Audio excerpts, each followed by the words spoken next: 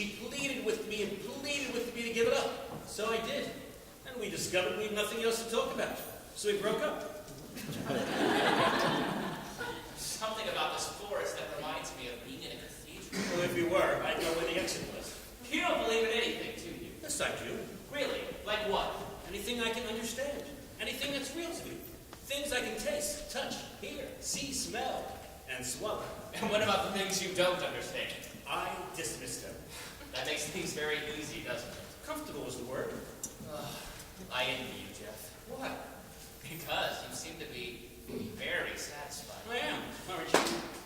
No, I'm not.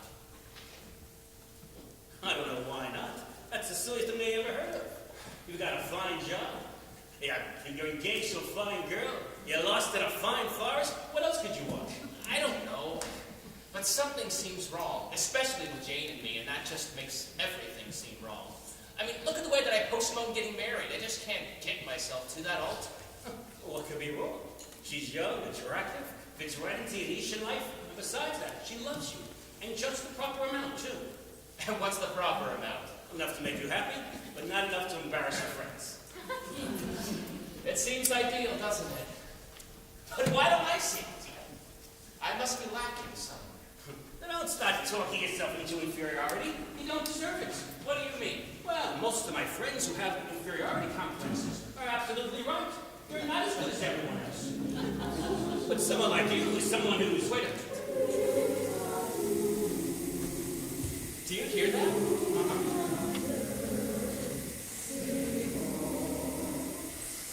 Look over there. Looks like a village. It is.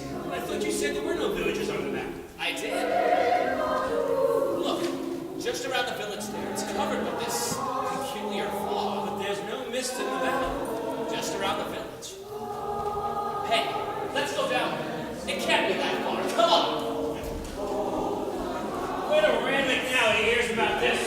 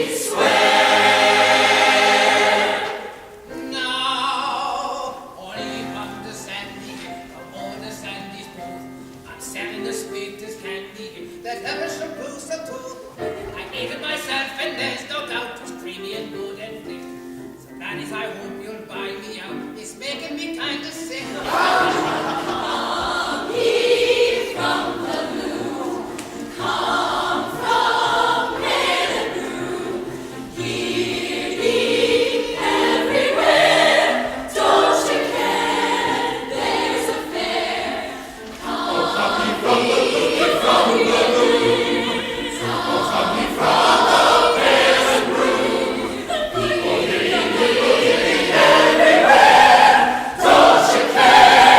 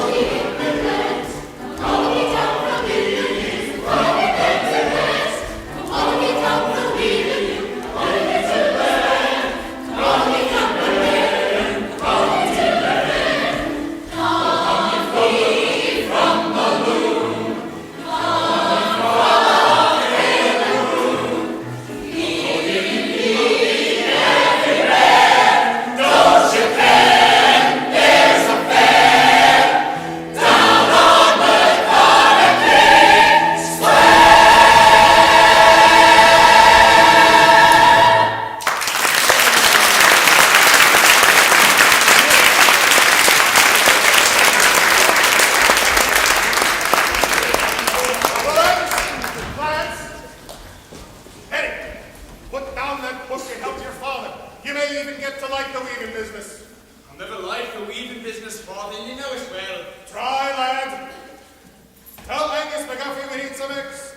I'll give him enough wool for a pair of trousers for enough eggs for our dinner. Good morning to you, Mr. McCall. Good day, Archie. And good morning to your two bonny daughters. Good morning, Mr. Beaton. What would you be looking for, Miss Fiona? A waistcoat for my father for the wedding. Why, of course, you and young Charlie Dolliver are getting married this evening, aren't you, Miss Jean? Aye, Mr. Beaton. Well, if you had to choose someone other than my son Henry, I'm glad 'tis a lad as fine as Charlie. Aye, Mr. Beaton. He must be as happy as a lark in the glen. Aye, Mr. Beaton. Aye, as you see, Mr. Beaton, Jean's a wee bit short to words today. Father says I shouldn't talk too much. He says when I speak I sound so happy he finds it annoyance. Is that what you said, Mr. McCall? I did, Archie. Besides, when a lass gets married, she must get used to listening and not talking. I didn't think Charlie will have trouble with Miss Jean here. She's a good maiden. Archie, all maidens are good. So tell me then where the bad wives come. Friends! Mr. Lundy has written upon this parchment a few reminders. He asked me to hang it in the public square where y'all can see it and be reminded. Aye. This is the second day of our blessing, and this is to remind you of the obligations we have so gratefully accepted. Aye. So I shall hang it in the square as I told Mr. Lundy I would. And your father sure likes to take charge of things, doesn't he, Miss Fiona? Oh, aye, especially after everything's been done. Would you happen to have a waistcoat of this that would fit him? I think so, Miss Fiona. Hello, Harry. Hello, Jean. How are you today? How do you expect me to be? This is your wedding day, isn't it? I'm truly sorry, Harry. Well, don't you be. If anyone's going to be pitying me, let it be myself. Forever trapped without me in this peasant village. What did Angus say, Hetty? I forgot. Oh, hello, Harry. Hello, Fiona. It just isn't fair for Charles Dalrymple to be marrying you, Jean. He's got everything. I've school in Edinburgh, and now ye. I've got nothing. Hetty, here. Take this material to the house and see if there's a waistcoat of it there. Nothing but to be doing this all the rest of my life. And why didn't you pay attention to Maggie Anderson? You know she has a yearning for you. Aye, Father. Oh, Fiona, I feel so sorry for you. I know, dearie. Mr. Beaton, you didn't hate me for not loving Harry. No, Miss Jean, it's not your fault. I sometimes think the only woman who could have loved Hetty and helped him was his mother. Rest her soul. Come, Jean. You're going to stay with your father today. Fiona, be sure you get everything that's needed for the wedding supper. I will, Father. Remember, just what's needed. My aim on this occasion is to be hospitable, not philanthropic. Send the waistcoat to the house, Mr. Beaton. Aye, Miss Fiona. Good morning, Fiona. Oh, hello, Meg. A jug of cream, please. Mr. McGuffey will be pleased. 'Tis a lass buying for the change. Way. But when a lass come shopping, they all look so handsome, I didn't like to ask them for money. But you'll never make a profit doing that. No, but I make a lot of friends. Is this for the wedding tonight? Fiona, Hey. when are you going to think about getting married for yourself?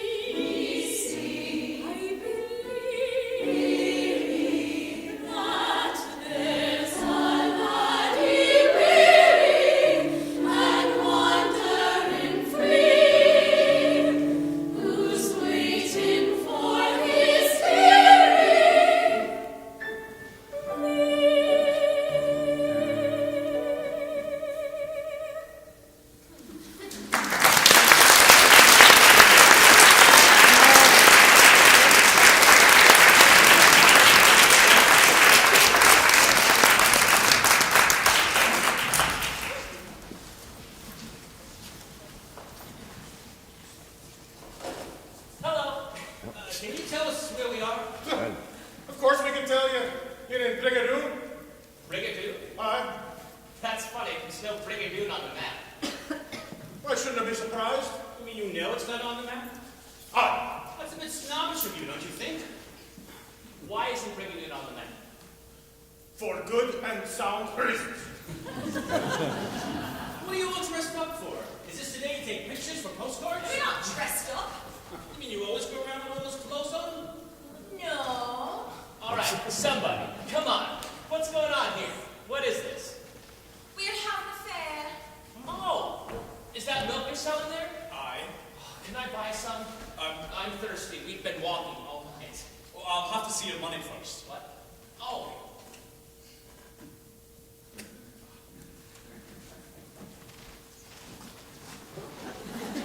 What do you give him, a hunk of uranium? Just a shilling. What a loony layout this is. It's very interesting, sir, but does me no good. What? Well, what do you mean? Sell me something and it will. I'm sorry, sir, I can't sell anything. Look, if you're thirsty, I'll give you some milk. Oh, Here. no, please, thank you. I don't want those papers. I see from the kind you're from England. No, we're from America. You're Americans. Well, I am. He's from New Jersey. Oh, please, please. You didn't mean to act so strangely. It's just we're a wee bit taken aback. People don't come here very often. Well, I can see why. You people all stare at us as if we dropped in from another world. Does that amuse you? I very much. I was the daughter of two first cousins. Well, if you've been walking all night, you must be tired and hungry. Would you like a place to rest and perhaps some food to eat? Thanks, that's very kind of you. Good. Oh, the name's Fiona McLaren. I'm Tommy Albright. And this is Jeff Douglas. How do you do, sir? I'm Meg Brockie. I'm glad you're happy now. There's a cabin on the street where you can get some food. Oh, I'll take you to it. Go ahead, Jeff. I'll call the inn first. Excuse me, sir. Is Miss Meg going to be taking care of you, sir? I believe so. Why? Well, I have a pair of plaid trousers here, and after you leave the tavern, Meg should take you somewhere to rest. And you should happen to rip your own on a thistle. I'd be more than pleased to replace them for you. Thanks, old man. I don't think I'm going to get stuck. You didn't know it, laddie, but you're stuck now. Get down to yourselves. What a place. Is there a phone around here? A phone. Yeah. I didn't think we have one. No phone? No, sir. Tell me, what is so strange about this place? Nothing, sir. Yeah, the one who's strange. Charlie, look. Here's a bottle of Clara. Have a travel up to me. Well, if it isn't the very bridegroom himself. Oh, right. Good morning, darling. Aye, he's marrying my sister this evening. Oh, good morning. Charlie, this is Mr. Tommy Albright. He just happened in a while ago. What? Oh, of course. Welcome to you, sir. Thanks. Welcome to you. Here's your dram, Charlie. Thank you, Agnes. Would you like one too, sir? Thanks. I think I'll drink this one to Mr. Forsyth. I just hope he knows how grateful I am to him for postponing the miracle for me. The what? And may God bless me this evening as much as I would bless him if I were he and he were Charles Dalrymple. Yeah, yeah. What is that you said about a miracle? Oh, it is a toast we have here. Take it down, dearie. I'll explain it to you sometime. Say, that is terrific. May I have another? It was a wedding gesture only, so from now on it's for sale only. I have to buy some claret meal for the wedding. Come with me and you can have some more. Bye. Woolens, plants. He's a strange lad, isn't he, Charlie? Aye, he has a peculiar accent. Yeah. Here, I wonder what American women must be like. I didn't wonder about women anymore, I guess. I'm not allowed to. Why, that's right, Charlie. You're through the lasses for good, aren't you? I used to be a roving lad, a roving and wandering life I had. On any lass I found who would try to tie me down. But then one day I saw a maid, held out her hand and I stayed and stayed. And now across the green I'll go home with Bonnie Jean. Go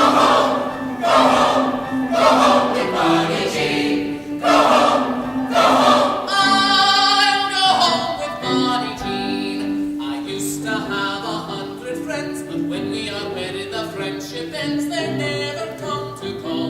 So farewell to one and all. Farewell to all the lads I know. I'll see them again when they're married too. For soon across the green I'll go home with Bonnie Jean. Go home with Bonnie Jean. Go home. I'll go home with Bonnie Jean.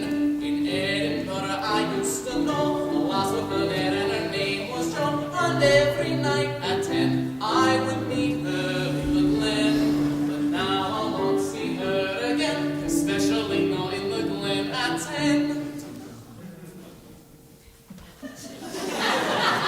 But now across the green I'll go home with Bonnie Jean. Go home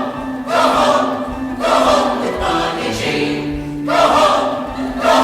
I'll go home with Bonnie Jean. Hello to married men I've known. I'll soon have a wife and leave yours alone. A bonny wife indeed, and she's all I'll ever need.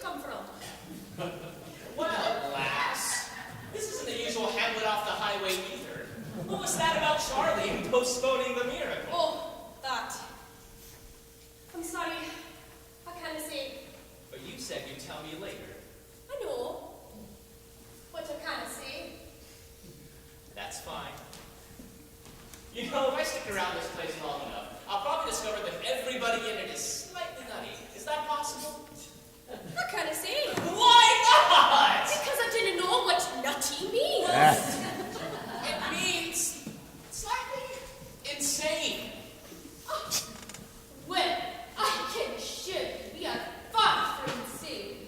We're all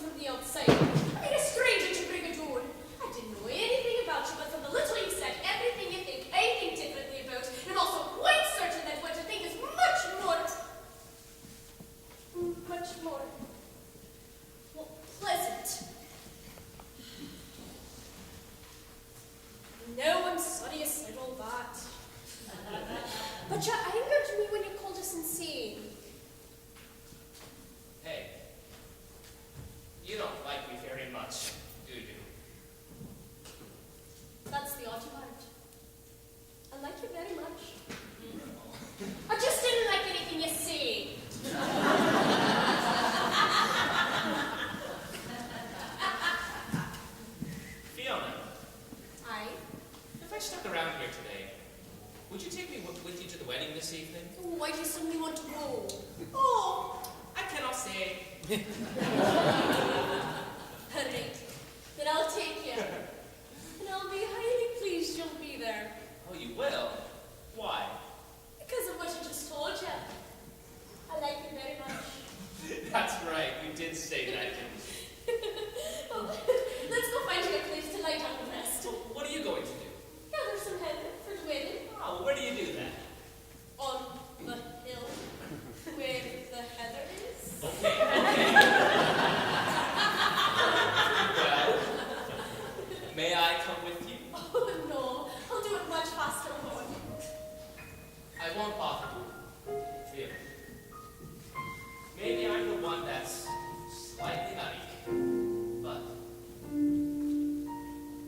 can't we two go walking together out beyond the valley of trees, out where there's a hillside of heather curtseying gently in the breeze?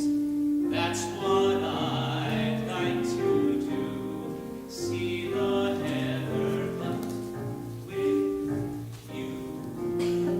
The mist of May is in the gloaming, and all the clouds are holding still. So take my hand and let's go roaming through the heather on the hill. The morning dew is blinking yonder. There's lazy music in the reel, and all I want to do is wander through the heather on the hill. There may be other days as rich and rare. There may be other springs as full and fair, but they won't be the same. They'll come and go. For this I know, that when the mist is in the gloaming, and all the clouds are holding still, if you're not there, my bones go roaming through the heather on the hill. The heather on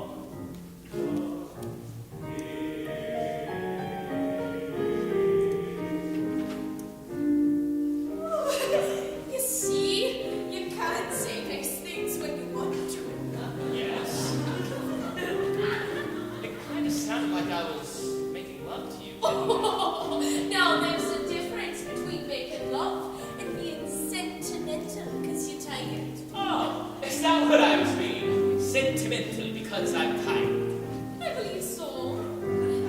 But 'tis very agreeable. The mist of May is in the gloaming, and all the clouds are holding still. So take my hand and let's go roaming through the heather on the hill. The morning dew is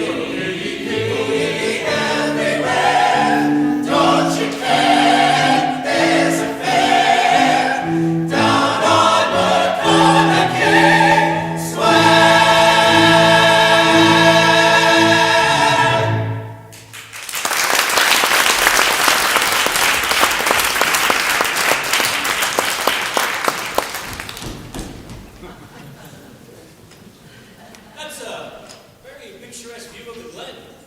Thank you. What for? Why, for liking what I brought you. It makes me very happy. You get happy very easily, don't you? Hi.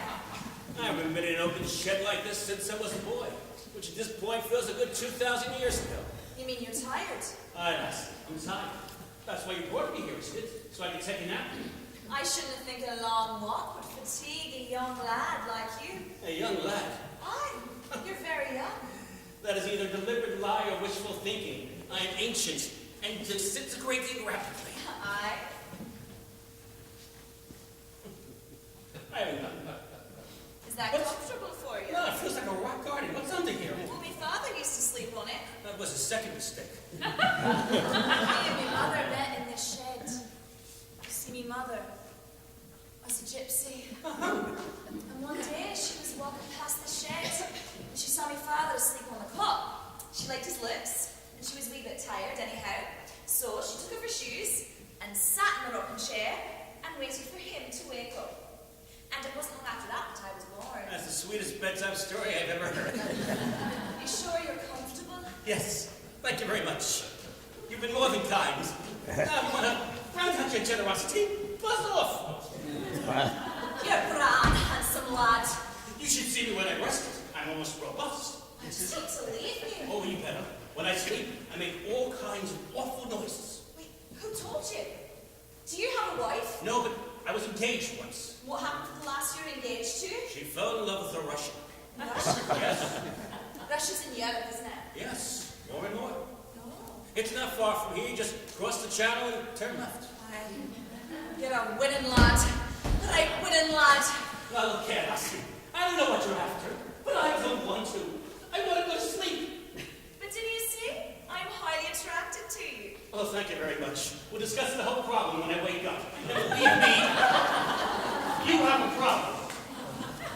When I look at you lying on the cot, I feel it with tadpoles jumping up my spine. That's the most repulsive thing I ever heard. You know, if sex were a hobby, you'd be a collector's item. Oh, but I've been waiting so long. Go!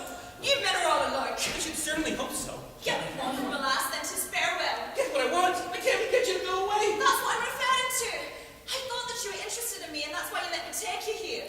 You misled me. You must have one hell of an imagination. Can you think of one reason why I, a strange man, should be interested in you, a strange woman, and at this time of the day? Because you're a lad, and I'm a lass. With that philosophy, you must have had a provocative career. I have had to get it with heartbreaks. I don't doubt it at all.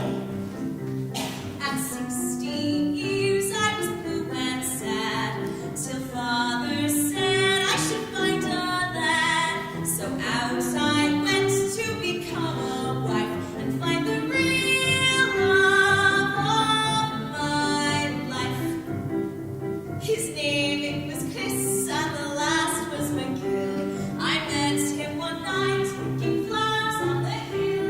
He had lots of charm.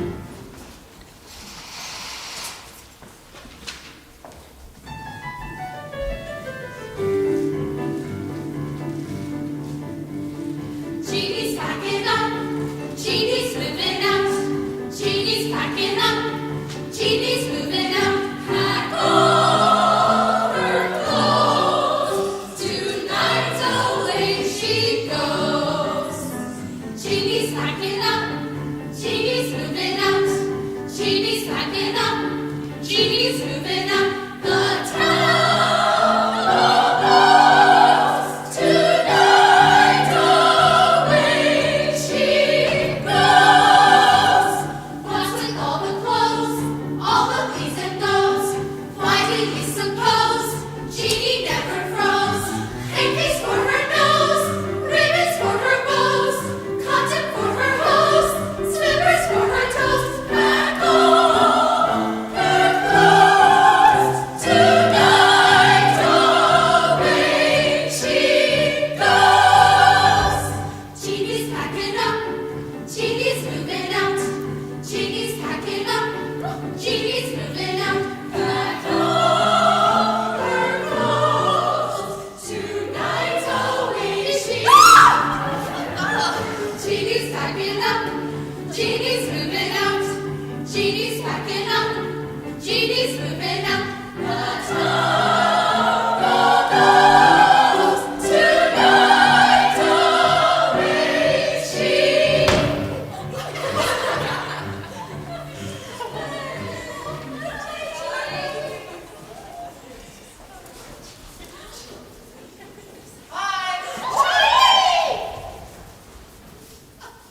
I, Charles McPherson Dalrymple, tonight the founder of a new clan. Where's Jean? Upstairs. I know, Charlie. You know you're not supposed to see Jeannie afore the wedding. It brings bad luck. Really, sir? Here's the Bible. Be sure and sign it right under the name of my dear departed wife. Come in. Here, Miss McLaren, I want your waistcoat. Why, thank you, lad. 'Tis good to see you. Wait a minute, lad. What for? Why didn't you take my hand? I'm not your enemy. You may not mean to be, but you are. And so is everyone else in this town. What is it, lad? Why do you go about hating everybody? I couldn't get through today. I've seen her marry someone else quite in it. What can I do? What can anybody do when they realize their life didn't mean a damn? I can't leave here. I can't go to university and make something of myself. And I can't have Jean. So all there is left to do is hate everyone and everything in this cursed town. You'll never find any peace by hating, lad. It only shuts you off all from the world. Besides, it's only a cursed town if you make it so. To the rest of us, this is a blessed place. But you can keep it. Well, all done. Who's that? My waistcoat here. Oh. Jeannie! Charlie, please go away. I want to come out. You know there, lad, you'll only spoil it.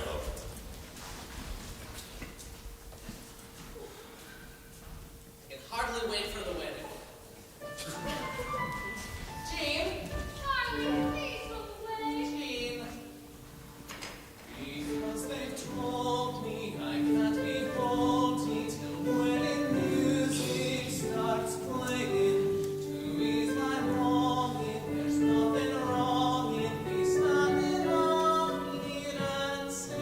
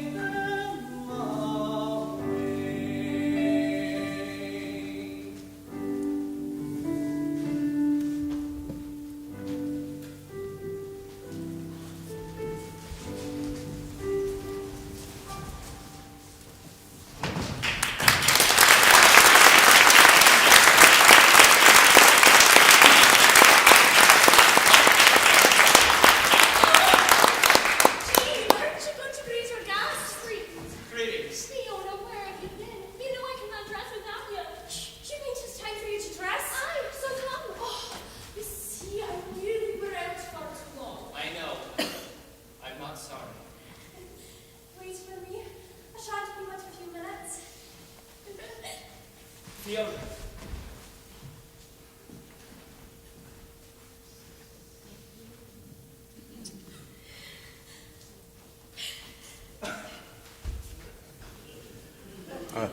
Good morning, Lacey.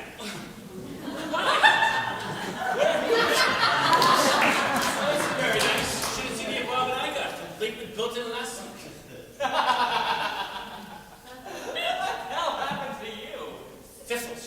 What? Never mind his professional secrets. And disregard all this rubbish about Scottish frugality. Their generosity is overpowering.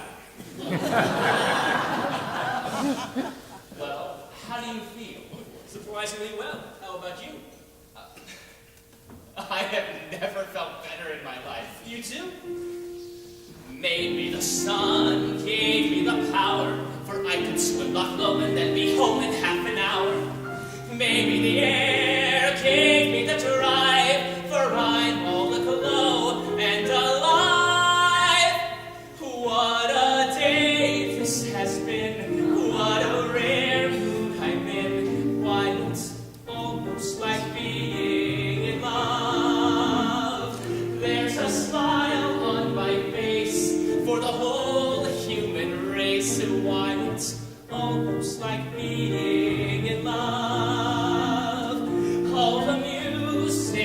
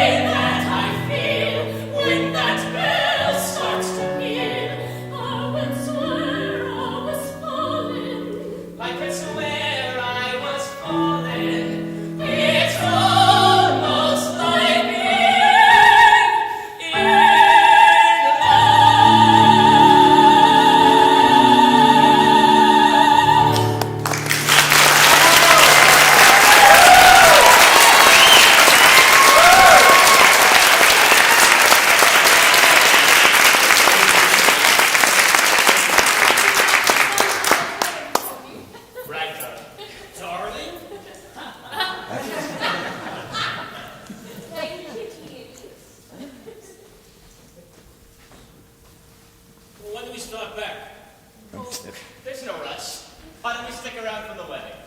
I mean, after all, it's not very often that... What's the matter? Well, I must be touched. Listen to this. Married, Elizabeth Lang to Andrew McLaren, July 2nd, 1719. What's so amazing about that? People got married back then. Wait a minute. Children, Fiona, born October 10th, 1722. Jean, born April 8th, 1728. Well, But Fiona is 24 years old, and she has a sister named Jean who is 6 years younger. oh, don't be ridiculous. They're probably just named after them. But those are the names of the two sisters in this Bible. You know that Jean's getting married tonight, right? Yes? Do you remember the name of the fellow she's getting married to? Yes, they tell me down at the tavern. Darrell? Listen to this. Married, Jean McLaren to Charles McPherson Dalrymple, May 24th, 1746. Now what do you say? Congratulations. Wait a minute. No Brigadoon on the map. No phones in the entire town. Think to somebody about something to do with the miracle, and one or two other things that I passed over. I was out with Fiona this afternoon. The hypothyroid I was with, old Jay. You never heard of Johnny Walker Black?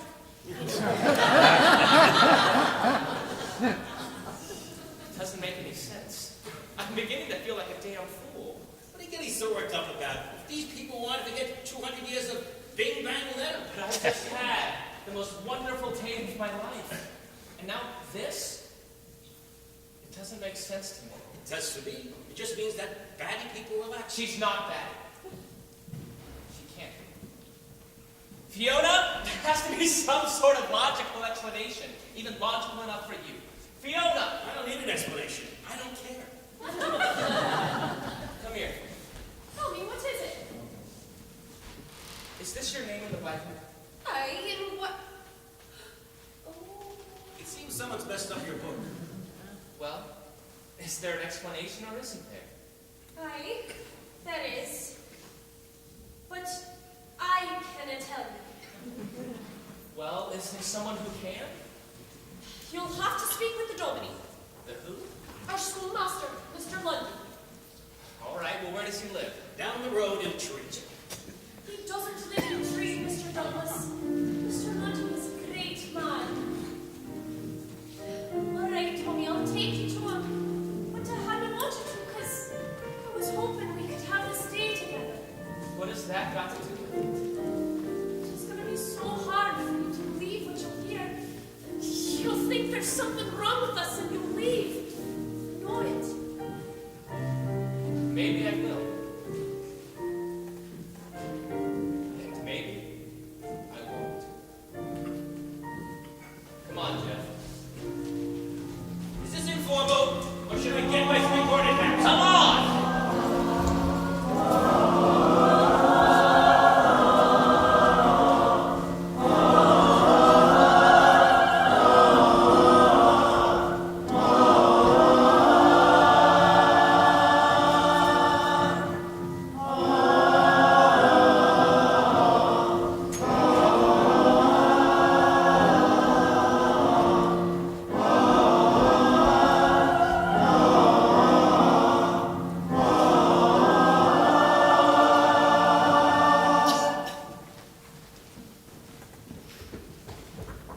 Good afternoon, Mr. Lundy. Why, hello, Fiona. What a pleasant surprise. Mr. Lundy, I'd like you to meet Mr. Tommy Albright and Mr. Jeff Douglas. Good afternoon, gentlemen. How do you do, sir? Good afternoon. Where the gentlemen come from? We're from New York. We're from New York. Uh-huh. Yes, New York. I heard you. Mr. Lundy, I was wondering if you'd be good enough to tell these gentlemen about Brigadoon. They've heard and seen a great deal, and they're quite perplexed indeed. Perplexed is right. I'd really like him, I mean them, to know. I really like him. I mean them to know. Aye. Will you be seated, gentlemen? Are ye staying? If I may, sir, I'd love to hear it all again. Of course. From what I gather, you're the only person who's allowed to talk about anything. Is that right? No, that What's wrong? Mr. Forsyth could have told you. Forsyth. I've heard about him, but I didn't meet him. Likely not. I think he's dead. Well, that would stand in his way, I suppose. Let me warn you, before I begin, that what I'm going to tell you will not believe. It's all right. I've been warned. Now, why won't I believe it? Because what happened in Brigadoon was a miracle. And most folk do not believe in miracles. Miracles require faith. And faith seems to be as dead as Mr. Forsyth. Aye. Now if an outsider who chanced to come to Brigadoon were to hear the tale from the lips of someone in town, he'd think the lad or lass was daft. And that would lead to many unpleasant and humiliating things for that poor lass or laddie. Now, wouldn't it? I suppose so. I suppose so. So, only I can talk about the miracle, cause strangers. Aren't you afraid people are going to think you're crazy? Or ye might very well. But it wouldn't hurt me. I just pity you. Now, this miracle happened. Let's see. What's today? Friday. Friday. That means the miracle happened exactly 200 years ago. 200 years ago, the Highlands of Scotland were plagued with witches, wicked sorcerers who had taken the Scottish folk away from the teachings of God and putting the devil in their souls. They were indeed horrible, destructive women. I didn't suppose you have such women in your world. Witches? Oh, we still have them. We pronounce it differently now.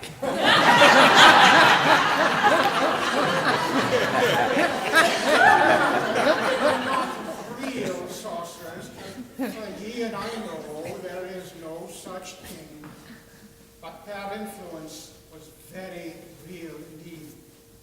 Now, here in Brigadoon, we had an old minister of the kirk named Mr. Forsyth, and a good man he was. The kindest man in all of Scotland. I believe he was. No man ever loved his parish as did Mr. Forsyth.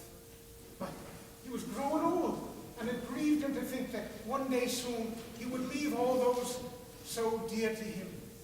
But most of all, he worried about the witches. They had not visited Brigadoon yet, but he knew a band of them was coming our way. So, he began to wonder if there wasn't something he could do to protect the folk of his parish, not just from them, but from all the evil that might come to Brigadoon from the outside world after he died. Oh, what a kind man. He spent many days walking through the glen, thinking that if he had passed his house any hour of the night, he would have seen the candles lit, Mr. Forsyth sitting in his chair, thinking. Then, one day, he came to me and told me he had decided to ask God for a miracle. Oh, this party is so nice.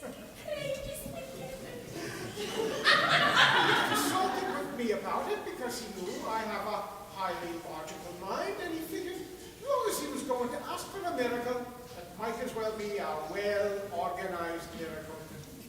So, for many days I walked through the glen with him, and for many nights I sat with him by candlelight. Finally, Mr. Forsyth decided what he was going to pray for. And early on a Wednesday morning, just after midnight, he went out to the hill beyond Brigadoon and made his prayer to God. There, in the hush of a sleeping world, he asked God that night to make Brigadoon and all the people in it vanish into the Highland mist. Vanish, but not for always. It would all return just as it were for one day every 100 years. The people would go on living their customary lives, but each morning when they awakened, it would be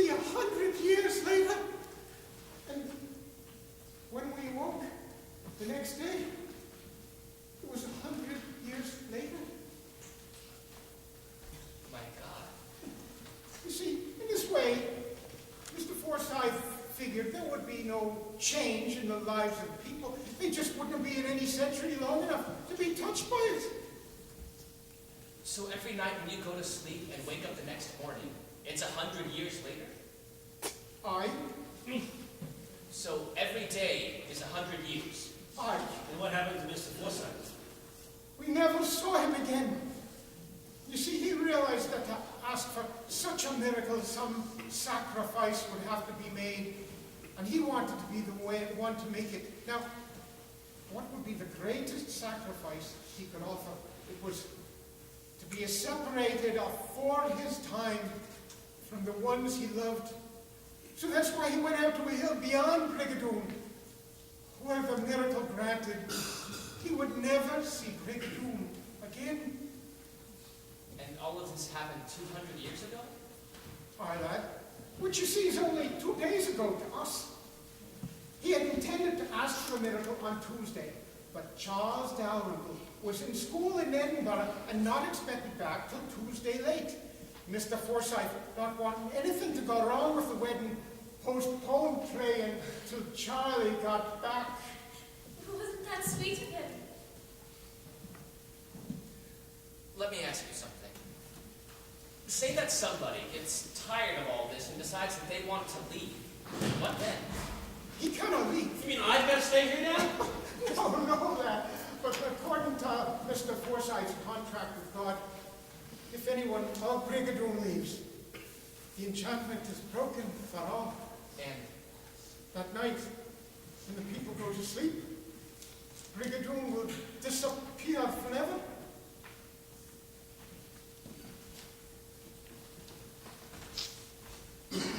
look, I'm not saying I believe any of this, but just for the sake of argument, say that somebody, a stranger to Brigadoon like me, decides that they want to stay. Can they? Aye, lad. He could. Mr. Forsyth provided for that. He didn't miss a trick, did he? No, lad. Dinner. A stranger can stay if he loves someone. Not just Brigadoon, mind you, but someone in Brigadoon enough to want to give up everything and stay with that one person. Which is how it should be, because after all that, if you love someone deeply, anything is possible. I think I like that part best. Shouldn't you be thinking about changing for the wedding? Oh, I had... Tommy, will I see you later? Yes, I'll be here. Thank you, Tommy. I want to stick around and see if this place evaporates, like you say. I better hurry now. Thank you, Mr. Lundy. She's a dear lass. I'm finding that out. Mr. Lundy, tell me, are all of you happy living in this little village? Of course not. After all, sunshine can peep through a small hole. But when you go to sleep at night, what's it like? Well, for me, it is like being carried on shadowy arms to some far-off cloud, and there I float till morning. And yet, sometimes I think I hear strange voices. Voices? Aye. They say no words I can remember, but their voices filled with a fearful longing, and often they seem to be calling me back. I've pondered it when I'm awake, and I think I've a feeling I'm here in the outside world. There must be lots of folk out there who'd like a Brigadoon. Oh, 'tis the wedding time!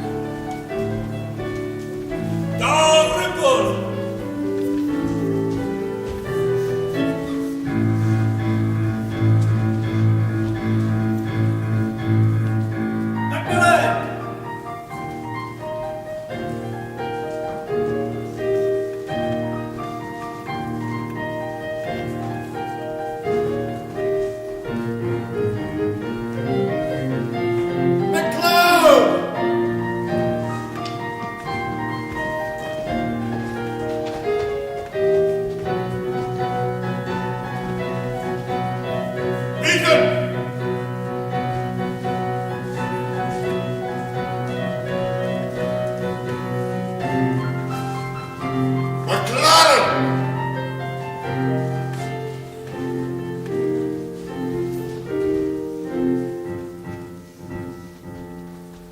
There's going to be a wedding.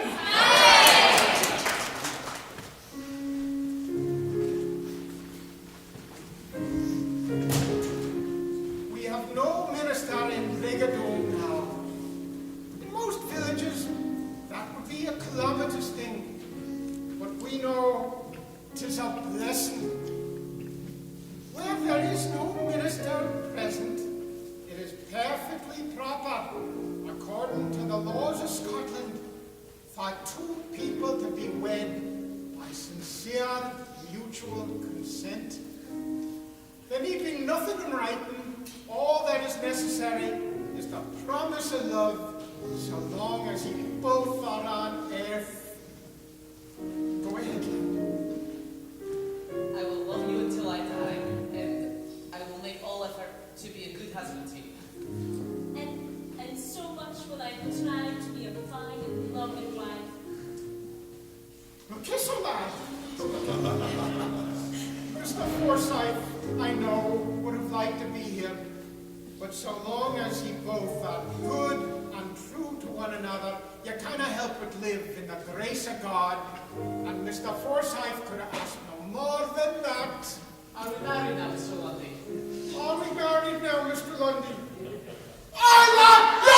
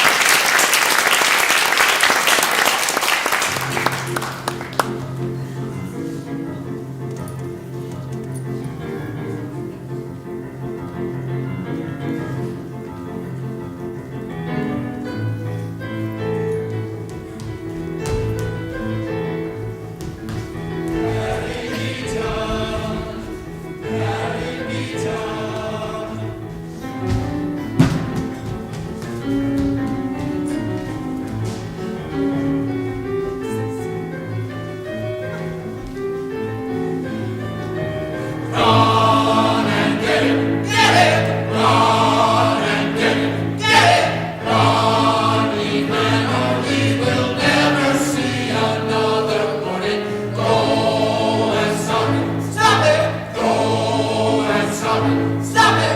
Run, ye Highland men, or ye won't get another day.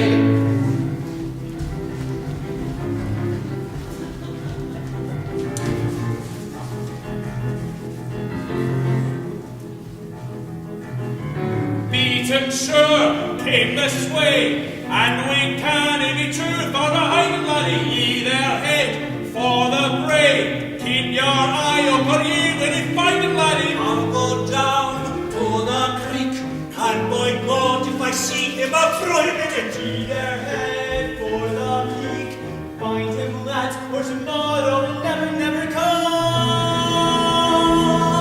Run and get him, run and get him, run and get him now, or he won't plow another meadow.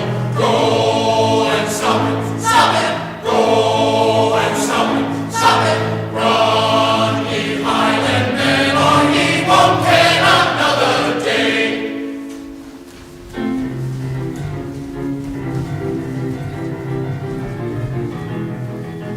Jeff. All right, you go right on the left. You can't have gotten far. If he comes into sight, hold him fast. Many lives are depending on it. This must not end tonight. They must know that tomorrow is really gonna come. Run and get him, run and get him, run. Your human never forget that time's a beginning. Go and stop it, go and stop it, run, ye Highland men, or ye won't get another day.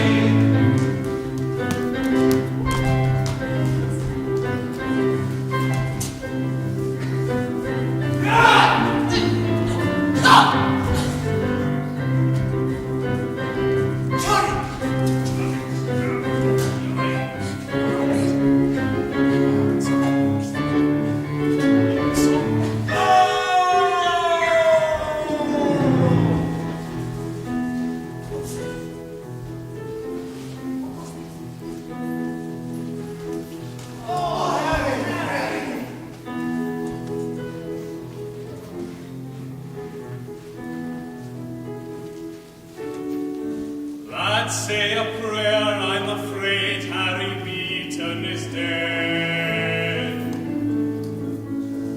Looks like he fell on a rock and it crushed in his head. No one wanted for Harry to be spitting down. All that we wished was to keep him from leaving the town.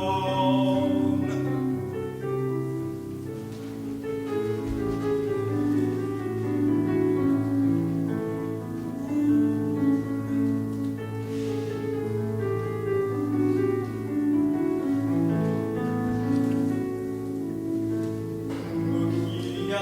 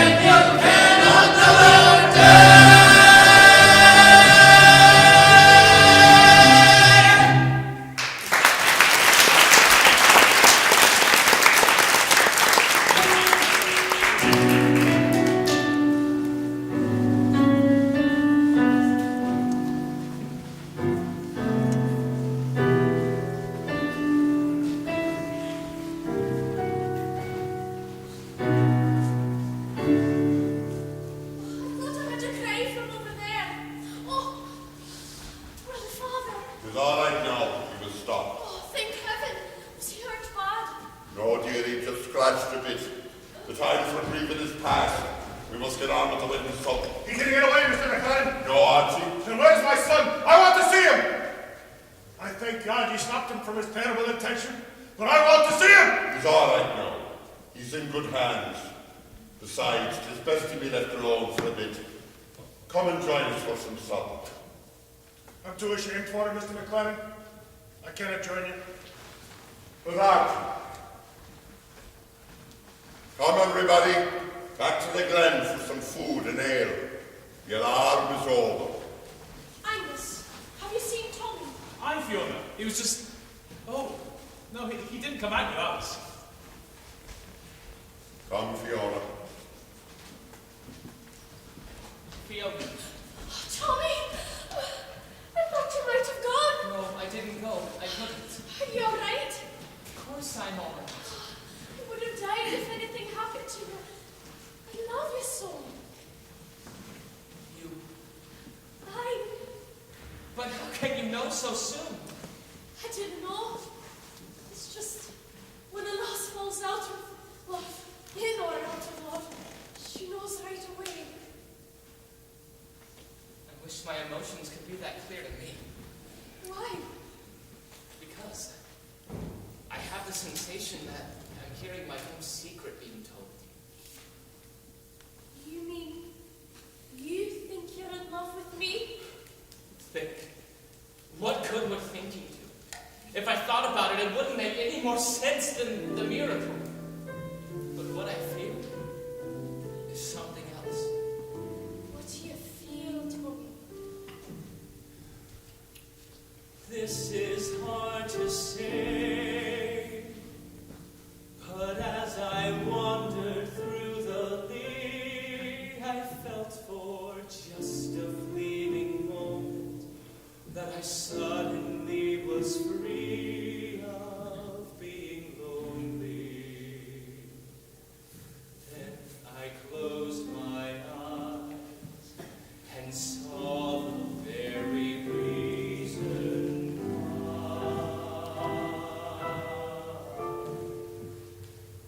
I saw a man with his head bowed low. His eyes had no place to go. I looked and I thought to myself with a sigh, there but for you go I saw a man walking by the street, alone with the tide was he. I looked and I thought as I watched him go by, there but for you go lonely men around me, trying not to cry, till the day you found me. There among them was I saw a man who had never known a love that was all his own. I thought as I thanked all the stars in the sky, there but for you go I. Oh, Tommy! I love you, Fiona. I guess that's all there is to it. I've been waiting for you to say it. Even if it be a last minute like this. The last minute. Why? Soon out is the end of our day. And then you just... But I can't leave you. Not now. I can't. Wait a minute. Didn't Mr. Lundy say that if you love somebody enough that you could stay? Well, then that's for me. Where do I go? Who do I talk to? Where do I get a passport to disappear? Tommy!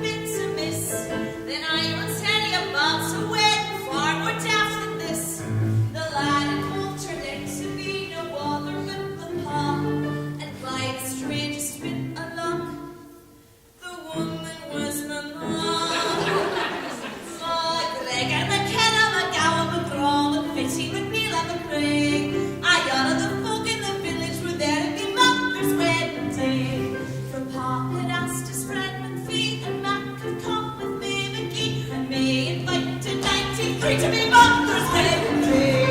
Then off the road King Edmund King with half the town of Aberdeen. And everyone was on the singing of mother's wedding day. And courses of five, everybody was there, a waiting around in the room. McVicker, McDougal, McDuffin, McCoy, everybody but the groom. And as the hours turtled by, the men got feeling kind of dry. Thought they'd take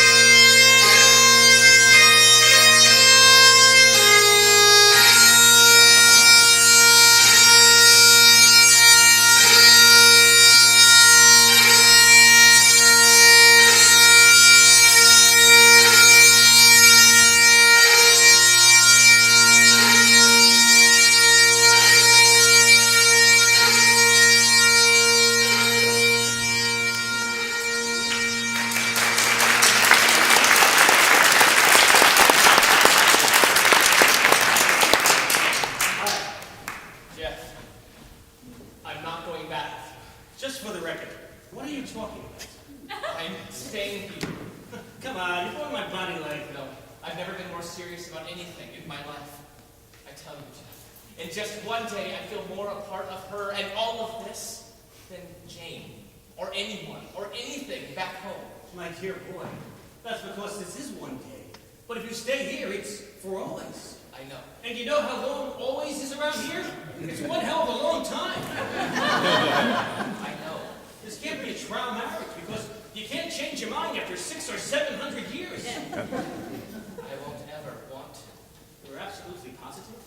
There'll never come a time when you miss your friends, your family, the life you belong to? How can you know that for sure? Because, and this is the part where I know you'll think I'm crazy,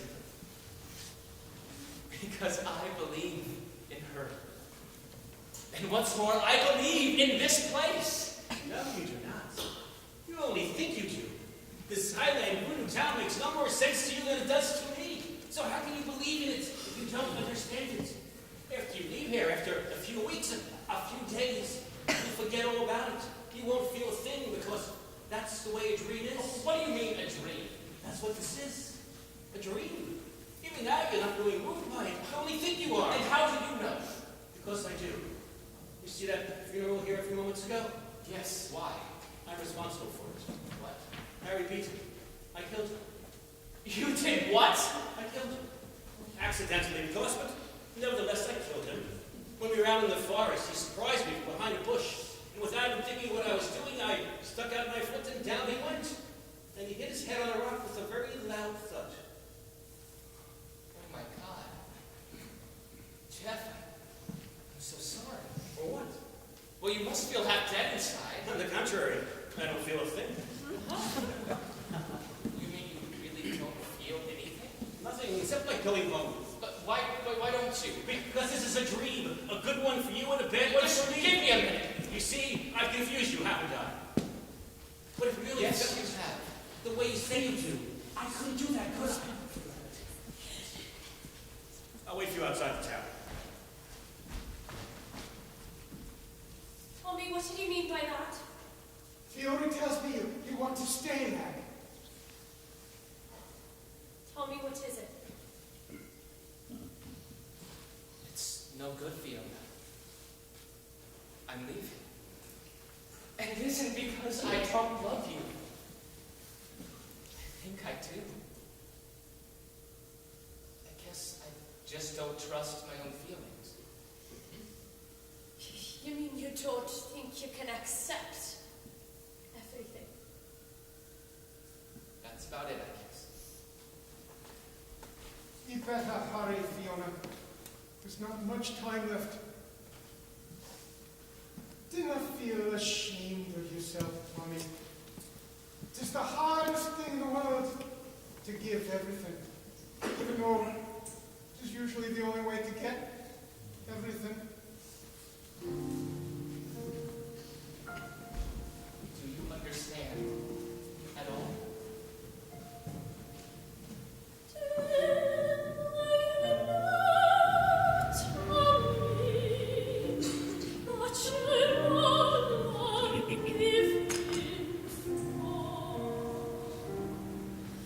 So how can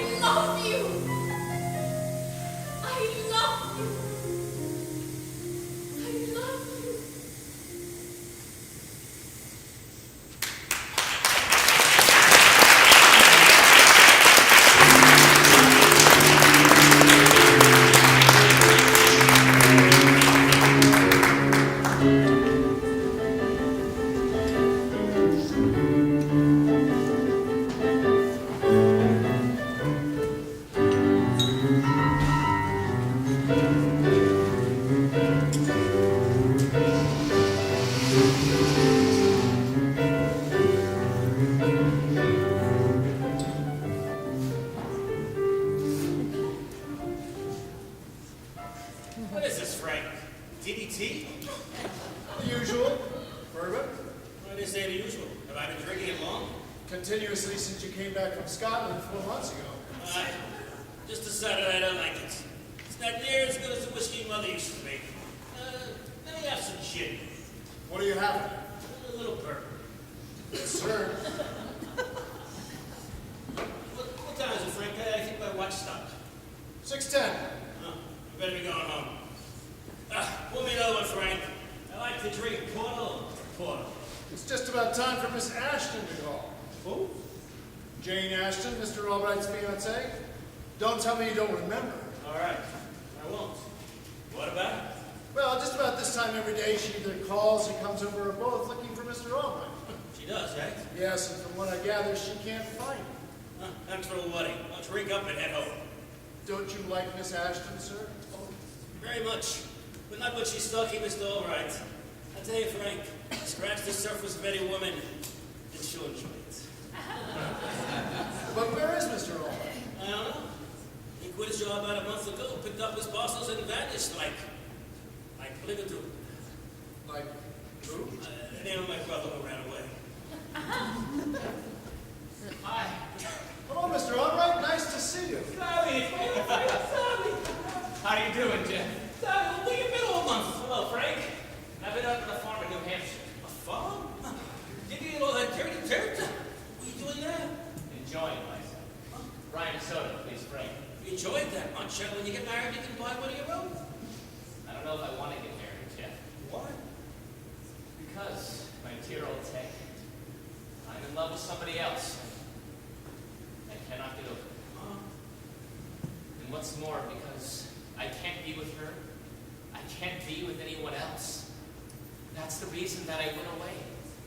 So many things remind me of her. When I'm with other people, they can be talking to me, and they could say one word that opens the door to a memory, and suddenly, I don't hear them anymore. I'm a few thousand miles away with her.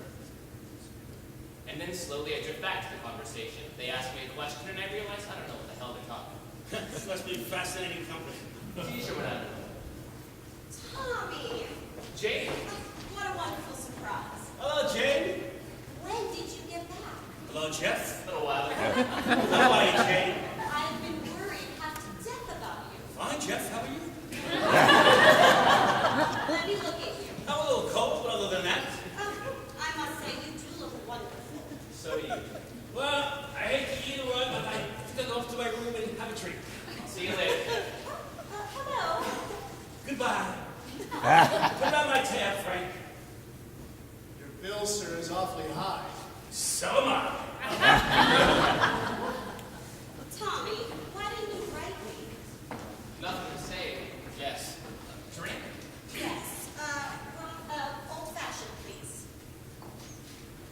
And why didn't you wire me you were coming in?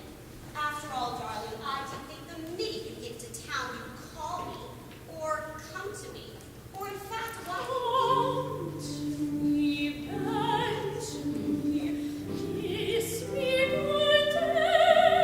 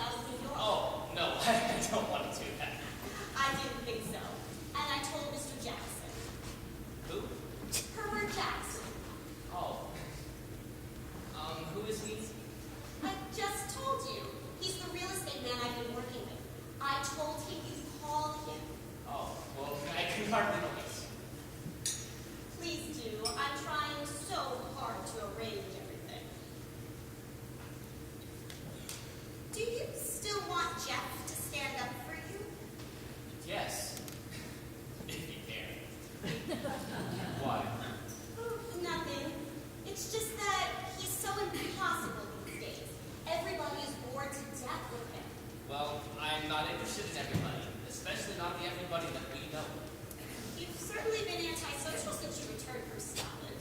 If you really want to avoid everybody, why don't you take Mr. Jackson's house? It's far away and right on top of a high, beautiful hill.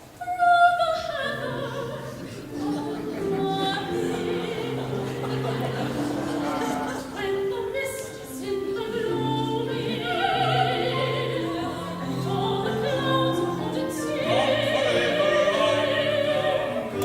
then the tears of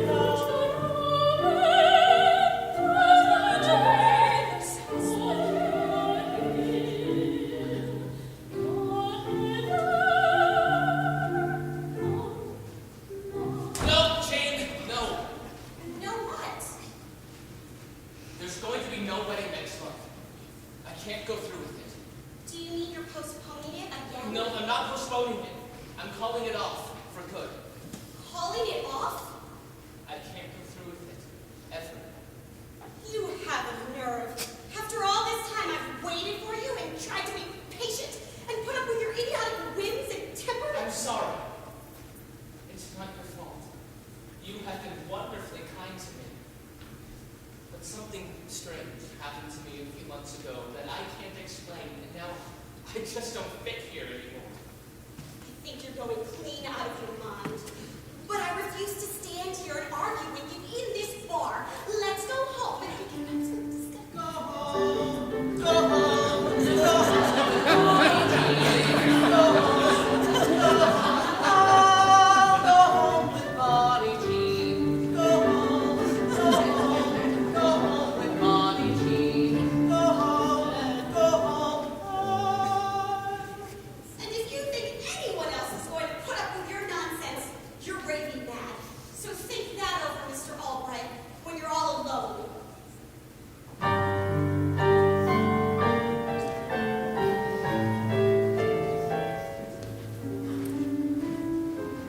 think real loneliness is not being in love with me, but not being in love at all. You understood, Theo. I didn't. Walking through the land, while we were there together, that's all I'll say from this day on. You were right, Fink. It never faded. History does for all the life we could share. Still I will go with not a tear, just a prayer that All the years to come, and through all the tears to come, I know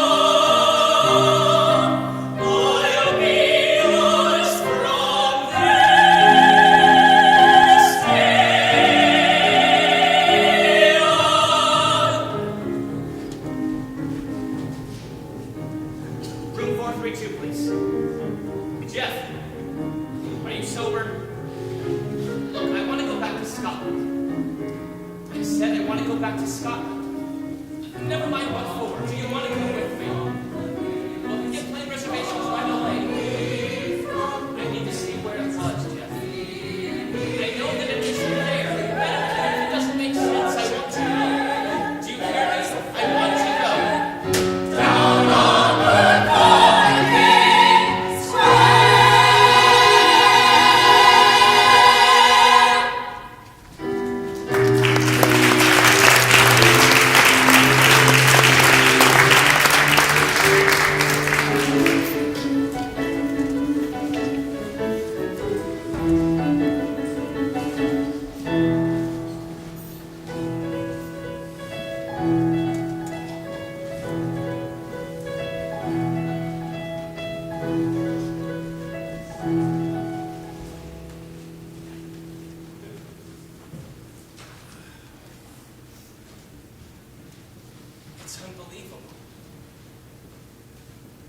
awful and unbelievable. What's awful and unbelievable?